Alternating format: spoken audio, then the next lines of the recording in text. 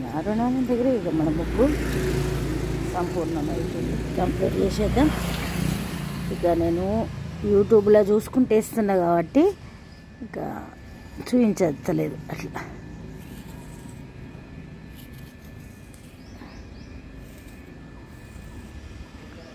ఒక్కొక్క రోజు ముందుగా కొంచెం టైం ఉంటే చూసి వేస్తా. కాకపోతే ఇక ఈరోజు కోతులు వచ్చినాయి, కొంచెం లేట్ అయింది.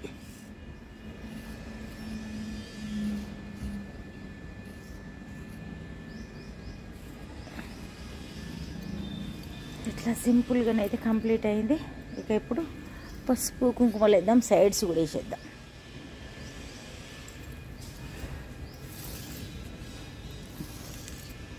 సైడ్స్ వేస్తేనే ముగ్గు అందంగా తయారవుతుంది.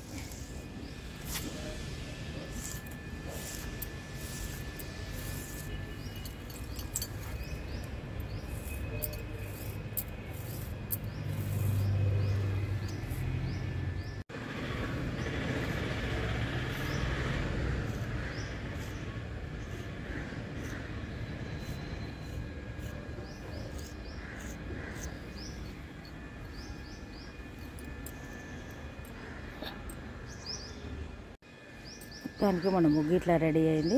ఇక ఇప్పుడు ఇంట్లోకి వెళ్దాం.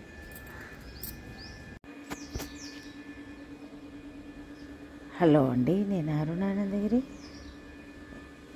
చిట్టి పిట్టలు చూడండి, నైవేద్యాల కోసం వచ్చినాయి. అయితే పిల్ల వచ్చి అంత తిన్నది, ఆ గోడ మీద పెట్టిన నేను. ఇక ఇవైతే ఇక్కడ తిరుగుతున్నాయి. కోతులు వచ్చినాయి ఈరోజు.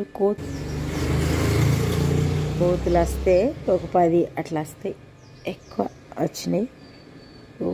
అల్లరి చేసినాయి బాగా.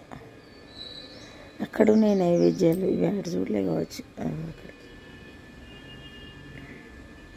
అక్కడ చాలా ఉన్నాయి నైవేద్యం. తినే పిట్ట వాయిస్ చూడండి. ఇక్కడైతే చిట్టి పిట్టలు వచ్చినాయి. చిట్టి పిట్టలు అక్కడ కింద ఆడుకుంటున్నాయి చూడండి, కృష్ణుని దగ్గర, చిన్ని కృష్ణుని దగ్గర.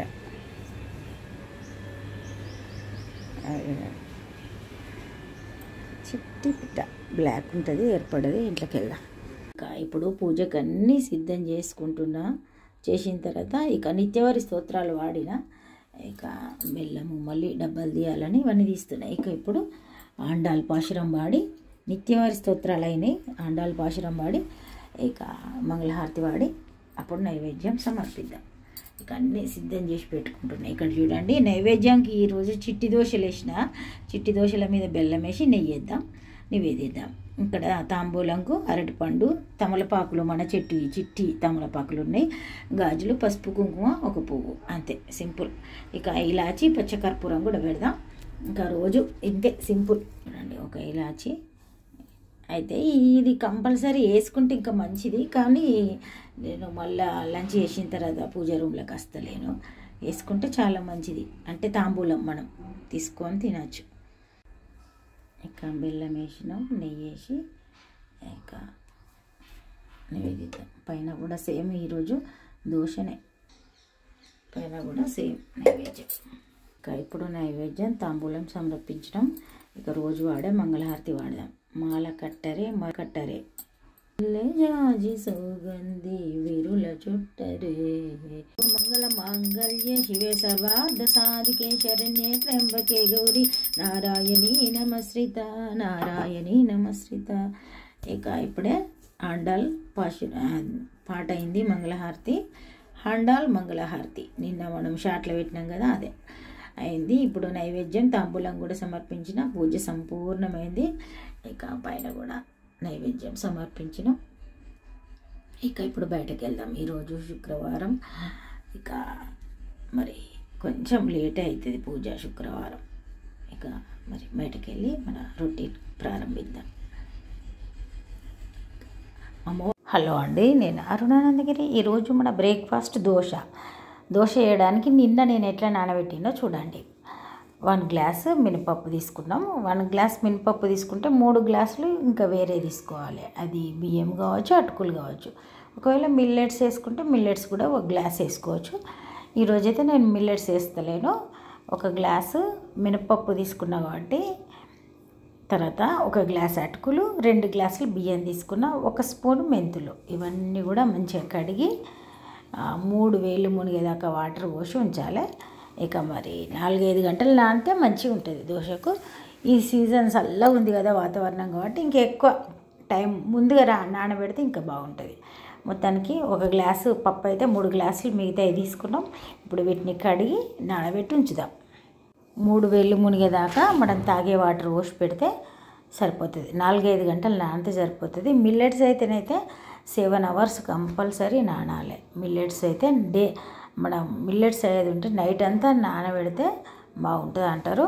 ఇక అట్లా ఈరోజు మామూలుగా రైస్ను అటుకులే కాబట్టి 4-5 గంటలు అయితే సరిపోతుంది అంతే.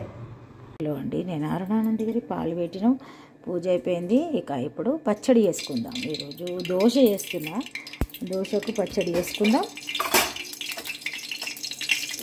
ఇది చూడండి, జీలకర్ర,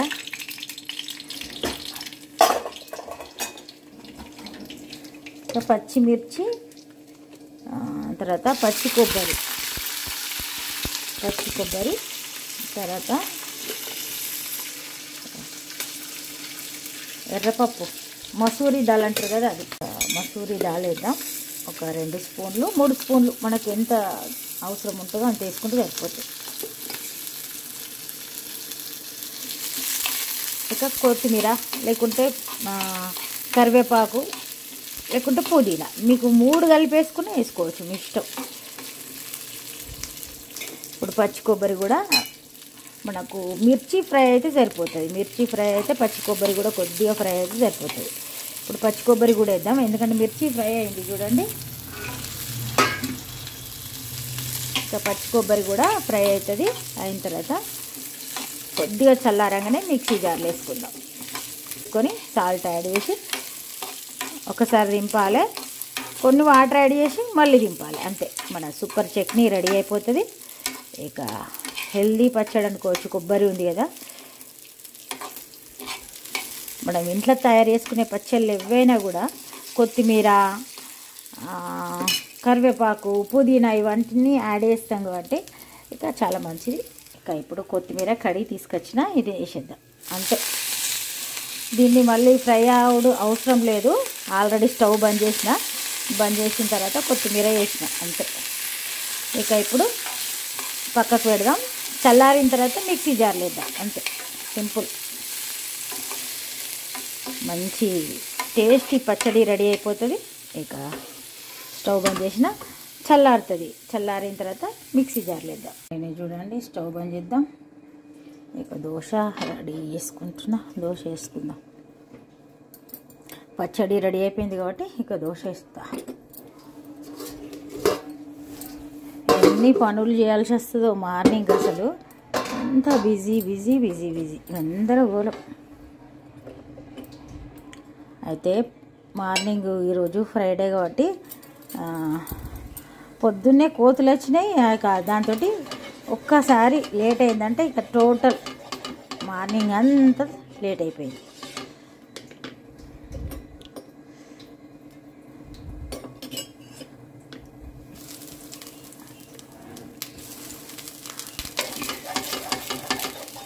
ఒక్కొక్కసారి అంటుకున్నట్టు అవుతుంది, అందుకని కొంచెం ఒక నూనె చుక్క వేసినామంటే ఇక నీట్గా ఉంటుంది, వచ్చేస్తుంది ఈజీగా.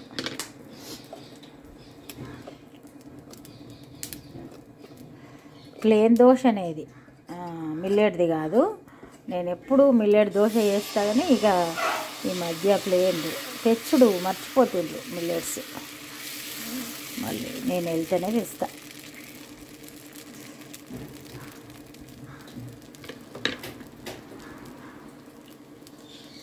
మిల్లెట్స్ తేవాలి, అందులోకి వెళ్ళలేదా ఆర్గానిక్ షాపులకు? అవును,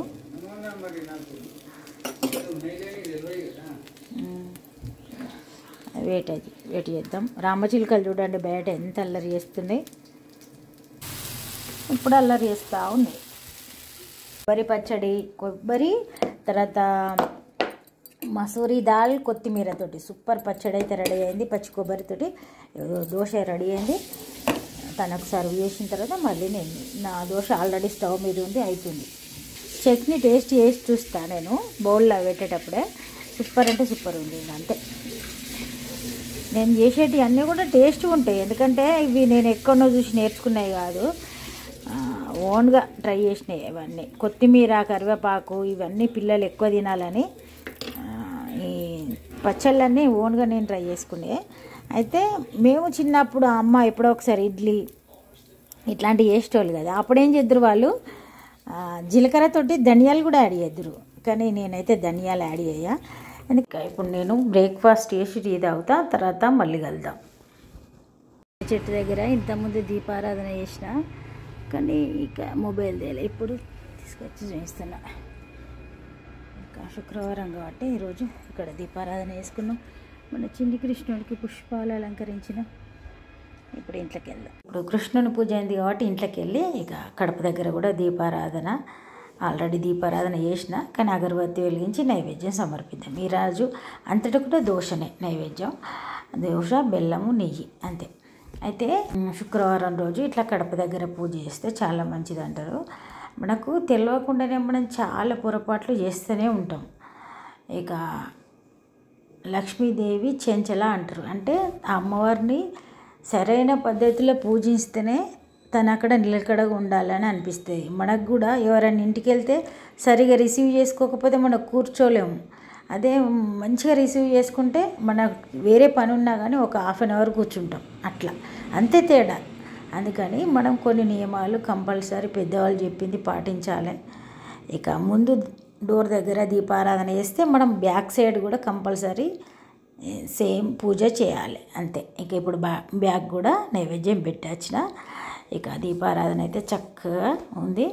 ఇప్పుడు మళ్ళీ మనం వంట కూడా చేసుకుందాం. చూడండి, రైస్ అవుతుంది. ఇక ఈరోజైతే పప్పు చేస్తున్నా.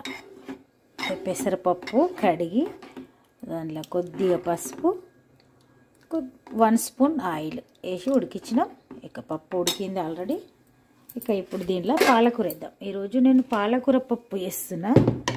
చూడండి, పాలకూర మంచిగా 3 టైమ్స్ కడిగినాం. కొత్తిమీర కూడా వేస్తున్నా. కొత్తిమీర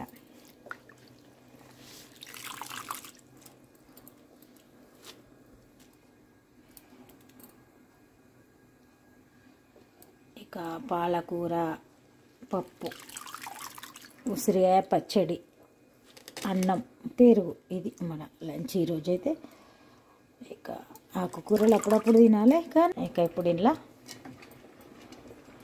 ఈ వాటర్ను చెట్లకు వేసుకోవచ్చు, మొక్కలకు.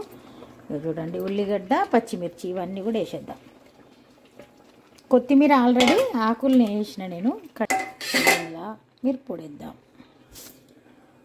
మిర్చి పౌడర్, తర్వాత సాల్ట్, తర్వాత చింతపండు వేసి కలుపుదాం. కలిపి మూత పెడదాం. ఒక 5 నిమిషాలు ఇది ఉడుకుతుంది. ఉడికిన తర్వాత పోపు వేసుకుందాం. అంతే, సింపుల్ కర్రీ. హిందీలో ఏమంటారు, దాల్ పాలక ఏమంటారు, మేమైతే పాలకూర పప్పు అంటారు తెలుగులో. పాలకూర పప్పు, ఎందుకంటే మన ఛానల్ హిందీ వాళ్ళు కూడా చూస్తారు కాబట్టి చెప్తున్నా. ఇక ఇప్పుడు మూత పెట్టి ఉడకనిద్దాం. ఈ లోపల అన్నీ క్లీన్ చేస్తా. పాలకూర పప్పులా పోపేస్తున్నా. ఇక పోపు అండ్లేసేద్దాం.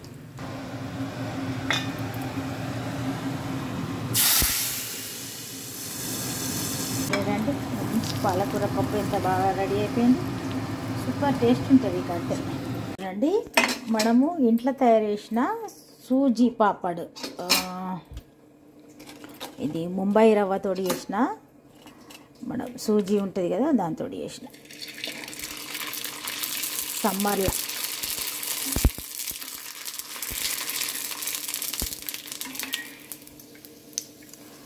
హోమ్ మేడ్ పాపడ్, ఇది మనమే తయారు చేసుకున్నాం.